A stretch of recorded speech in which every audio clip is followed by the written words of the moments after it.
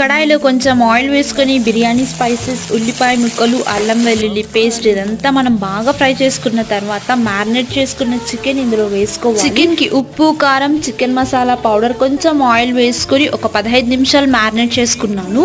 దాన్ని నేను ఇందులో వేసుకున్నాను. అలాగే మనం కొన్ని పచ్చిమిర్చిస్ కూడా వేసుకొని ఈ చికెన్ అంతా సాఫ్ట్గా కుక్ అయ్యే వరకు మనం మూత పెట్టుకొని మీడియం ఫ్లేమ్లో ఇదంతా మనం బాగా కుక్ చేసుకోవాలి. ఇదంతా బాగా కుక్ అయిన తర్వాత ఇందులో బిర్యానీ స్పైసెస్ని మనం డ్రై రోస్ట్ చేసుకున్న పౌడర్ని ఇందులో వేసుకోవాలి.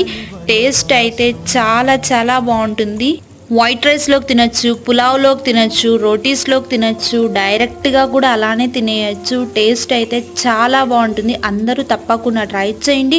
వైట్ రైస్ పప్పుచారు కాంబినేషన్లో కూడా ఈ చికెన్ ఫ్రై సూపర్గా ఉంటుంది.